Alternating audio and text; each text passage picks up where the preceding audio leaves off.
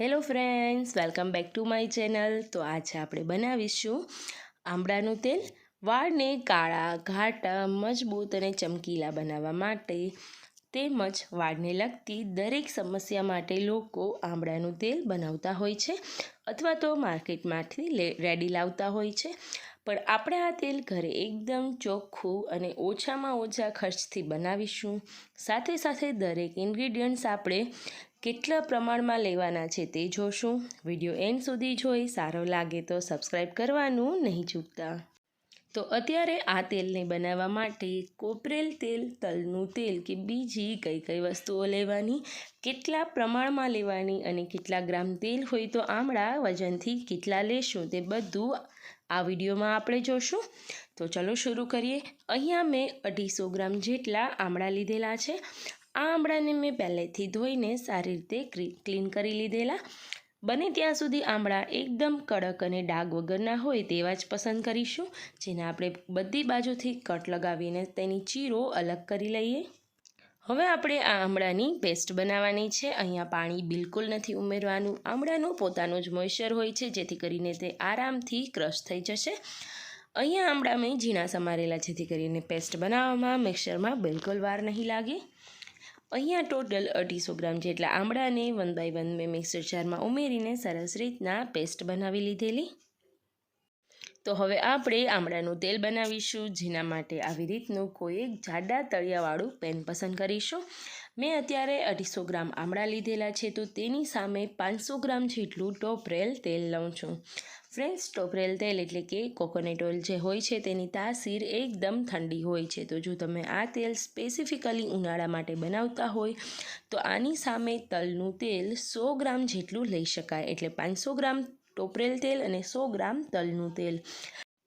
જો તમે આ તેલ સ્પેશિયલી શિયાળા માટે બનાવતા હોય, ગરમાવો અને હૂંફ લેવા માટે, તો અહીંયા કાળા તલનું તેલ 300 ગ્રામ અને ટોપરેલ તેલ 200 ગ્રામ એમ રાખવાનું છે. નોર્મલી આ તેલ શિયાળામાં લોકો આખા વર્ષ માટે બનાવતા હોય છે, તો અહીંયા બંનેનું પ્રમાણ સરખું રાખીશું. હવે ટોપરેલ તેલની સામે હું અહીંયા 100 ગ્રામ જેટલું એરંડિયું લઈશ. આપણે ટોટલ અત્યારે 700 ગ્રામ જેટલું તેલ બનશે, કારણ કે 500 ગ્રામ ટોપરેલ, 100 ગ્રામ જેટલું તલનું અને 100 ગ્રામ જેટલું હું અહીંયા એકદમ ફિલ્ટર્ડ માર્કેટમાંથી મળે તેવું ચોખ્ખું એરંડિયું લઈશ. ત્યારબાદ 100 ગ્રામ જેટલું હું અહીંયા કાળા તલનું તેલ ઉમેરીશ.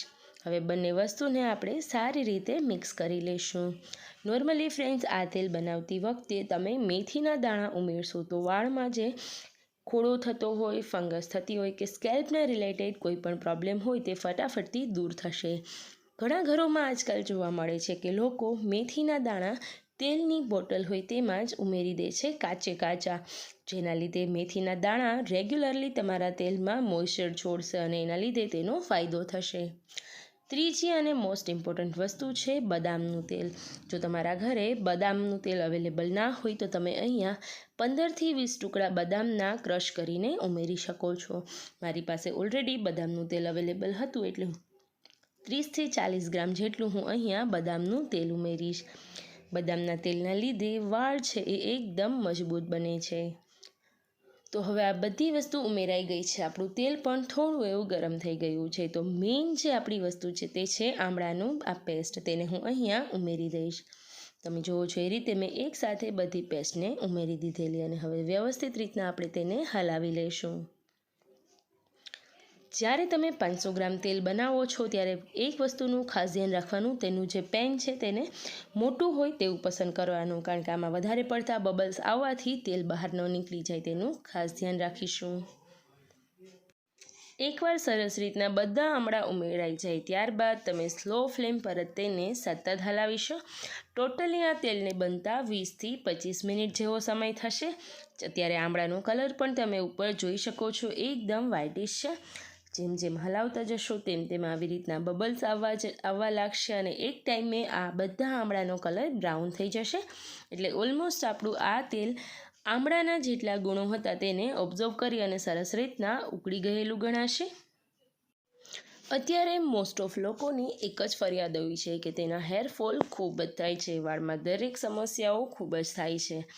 જ્યારે તમારા ઘરમાં નાના બાળકો હોય ત્યારથી તમે જો શરૂઆતથી તેને આ તેલ લગાડશો ને એક જ સારું એક જ સરખું તેલ વાપરશો તો મોટા થઈને તે લોકોને હેરફોલ જેવી વાળમાં ફંગસ કે વાળને લગતી કોઈ સમસ્યા બિલકુલ જોવા નહીં મળે. તો નાના બાળકોના મમ્મીઓ આ વિડીયો જોઈ બીજાને શેર જરૂરથી કરજો. અને હા, એકવાર આ શિયાળામાં આ તેલ ઘરે જરૂરથી બનાવજો અને તમારા ફીડબેક મારી સાથે શેર કરજો. હવે અહીંયા આપણા આમળા ખૂબ જ સરસ રીતના ઉકળી ગયા છે, તો તેને આપણે સ્લો ફ્લેમ પર 2 થી 3 મિનિટ હલાવી અને પછી ગેસની ફ્લેમને બંધ કરી દઈશું. અહીંયા આમળાના તેલને ઠરતા મિનિમમ 1 કલાક જેવો સમય લાગશે. આ તેલને કોઈ પણ એક બોટલમાં ભરતા પહેલાં આપણે સારી રીતે તેને ગાળવાનું છે, તો 2 થી 3 વડા કાપડમાં તેને ગાળી લેશું, જેથી કરીને આમળાનું એક પણ જે દાણો હોય તે તેમાં બિલકુલ ના આવે. અહીંયા તેલ એકવાર સારી રીતના ઉકળી ગયું છે, ગેસની ફ્લેમ પણ મેં બંધ કરી દીધી છે. તો હું તમને વિટામિન ઈની કેપ્સ્યુલ્સ બતાવું છું. વિડીયોમાં જોયું તે પ્રમાણે મેં અહીંયા 5 કેપ્સ્યુલનો ઉપયોગ કરેલ છે. આ કેપ્સ્યુલને અત્યારે આપણે નથી ઉમેરવાની, કારણ કે આમાં આમળાનો કેટલો બધો કચરો એવો છે જેને આપણે ગાળી નાખીશું, તો એ કેપ્સ્યુલના ફાયદા પણ તેમાં સાથે સાથે નીકળી જશે. પણ એકવાર અત્યારે તેલ સારી રીતના ગળાઈ જાય ત્યારબાદ ગાળેલા તેલમાં જ હું તે કેપ્સ્યુલ ઉમેરી દઈશ. તો હવે અહીંયા તેલ સરસ રીતના ઠંડુ થઈ ગયું છે. 1 થી 1.5 કલાક બાદ તમે જુઓ છો આ જે આમળાનો ડૂચો વધ્યો છે તેને તમે ખાતર તરીકે કોઈ ઘરના જે કુંડા હોય તેમાં ઉમેરી શકો છો.